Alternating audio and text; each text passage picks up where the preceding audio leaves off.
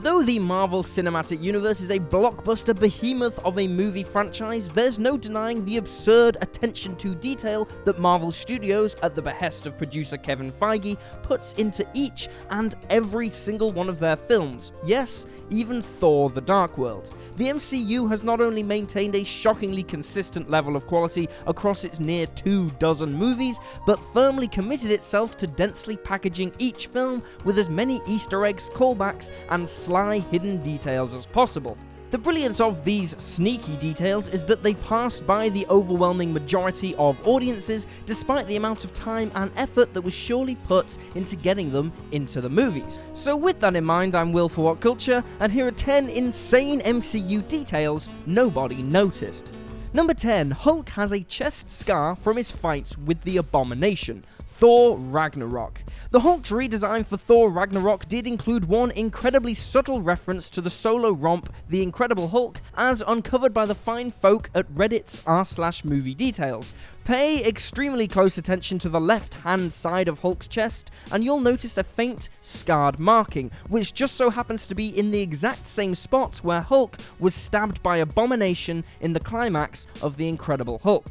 Given the ludicrously detailed design of Ragnarok's Hulk, there's no way this is a mere coincidence. The wound site matches the scar perfectly. Though the wound doesn't seem to be present in pre-Ragnarok iterations of Hulk, the character's subtle redesign for the movie clearly allowed the VFX artists to tinker around and impart their own stamp on the big green guy, continuity and all. Though the scar is easily missed, if you've got a 4K copy of Ragnarok to hand, it's a little easier to spot. Number 9. The title theme only uses half the musical instruments, Avengers Endgame. Avengers Endgame's snappy pre-title sequence ends with Captain America memorably telling his superhero pals, "Let's go get this son of a bitch." But the seconds-long title card itself also contains a neat reference to the shocking ending of Avengers Infinity War. Though the marquee Avengers theme plays out over the title, it's decidedly slower and less triumphant than the typical rendition, as a result of the jingle only using half of the usual orchestra. This is obviously a playfully symbolic gesture to underline the effects of Thanos eliminating half of all life in the universe. And above all else, it certainly gives this rendition a more restrained, even somber sentiment, befitting the totally unfulfilling murder of Thanos that follows literally minutes later. Number 8. A mural in Morag depicts the creators of the Infinity Stones, Guardians of the Galaxy. When Star-Lord heads to Morag to steal the orb in the opening sequence of Guardians of the Galaxy, the temple vault is decorated with a series of gorgeously intricate murals. And a closer inspection reveals that they're not some random fine art the production team found on Google, but actually directly linked to the nature and creation of the Infinity Stones. The murals show the cosmic entities, Death, Entropy, Infinity, and Eternity, who created the Infinity Stones, as well as the 6 distinct coloured stones themselves. A clearer glimpse of the mural is also given later in the movie when the Guardians visit the Collector, who projects an image of the very same design behind Star-Lord. Number 7. The end credits have a drive responsibly message, Doctor Strange. Though MCU fans tend to stick around through the credits of a new release to catch the ever-important post-credit scenes, let's be honest, most of us are tuned out to the names and words actually scrolling down the screen. Those who actually bothered to read Doctor Strange's credits, however, were greeted with an amusing message from the filmmakers. Driving while distracted can be hazardous to you and others on the road. Please drive responsibly. This is obviously a reference to the fact that Doctor Strange's fateful car accident is caused by him speeding recklessly and staring at his phone while driving. But on the other hand, his behaviour also caused him to become an awesome world-saving wizard. So, swings and roundabouts, right? Okay, hold up. My lawyers have advised me to read this statement. Ahem. What culture does not endorse nor advise driving recklessly whilst texting? Magic powers, appealing as though they may be, are not guaranteed, and even if they were, you'd only waste them on stupid stuff like cheating at Mario Kart, which you wouldn't need to do if you could actually drive well in the first place. Number 6. Tony and Pepper's photo from Iron Man 2 is in Tony's office, the Avengers. During Iron Man 2's Monaco sequence, you might vaguely remember that Tony Stark and Pepper Potts get a picture taken together. And this picture actually resurfaces during the Avengers when Tony famously confronts Loki at his office in Avengers Tower. For a few seconds, the picture frame containing the image is visible, though it's tough to tell whether or not this was a real photo taken during Iron Man 2, or more likely, just a screen grab from the film itself. Either way, it's a neat callback that 99.9% of fans missed. Number 5, Red Skull's face mask is visible in his very first scene, Captain America: The First Avenger. Captain America: The First Avenger's primary antagonist is of course Johann Schmidt, a Nazi officer better known by his villainous alias Red Skull, after becoming horrifically disfigured by a primitive version of Cap's super soldier serum. Schmidt has to wear a face mask to cover his reddened skin, and though it isn't revealed to the audience right away, Schmidt's very first appearance at the start of the movie subtly hints at it.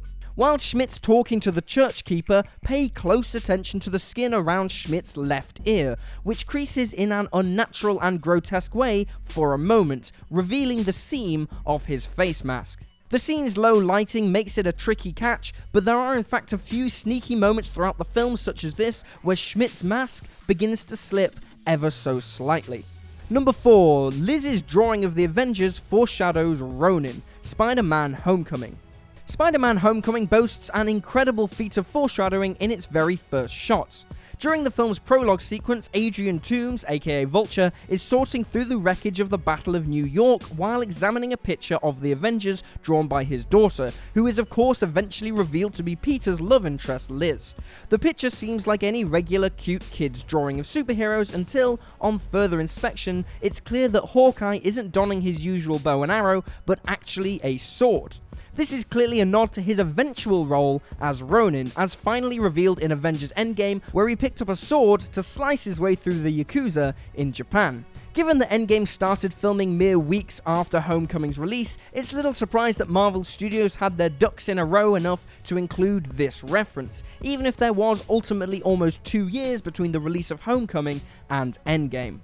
Number 3, T'Challa's sneakers have Air T'Chaka written on the soles. Black Panther. One of the most memorable gags in Black Panther sees Shuri teasing her brother T'Challa about his iffy choice of footwear, before giving him the sound-absorbent, self-lacing sneakers she created. Before he puts the shoes on, however, fans are given a split-second glimpse at the soles, which have some Wakandan text on them, as was created specifically for the movie by production designer Hannah Beachler. It didn't take long for fans to figure out the Wakandan alphabet featured throughout the movie and translate it to English, and so it was revealed that the shoes had the words Air and T'Chaka written on them. This is clearly a reference to T'Challa being the son of T'Chaka, and some fans have also speculated it might be an in-joke related to Air Jordans, given how much air sounds like, air. Number 2, Thor losing his eye is foreshadowed minutes earlier. Thor Ragnarok. Mere minutes before Thor confronts his half-sister Hela in the climax of Thor Ragnarok, he stumbles across a destroyed Asgardian mural of himself, with a fracture tracing directly through his right eye. This sublimely foreshadows the fate awaiting Thor, that mere minutes later he ends up losing his right eye in a battle with Hela. It's virtually impossible to spot on a first viewing, but once you know what happens, the subtext begins to speak for itself.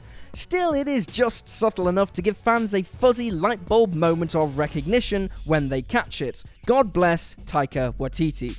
Number 1, War Machine kept a tally of the Ultron drones he destroyed. Captain America: Civil War. At first glance, War Machine's armor doesn't really seem worth a second look, but in Captain America: Civil War, he's nevertheless given it a special decoration to commemorate the Battle of Sokovia from Avengers: Age of Ultron.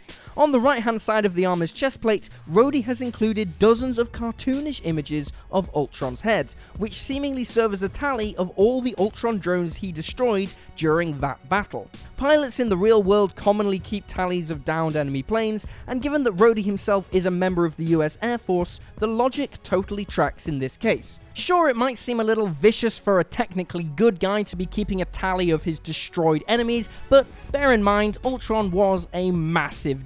And also, robots don't really count.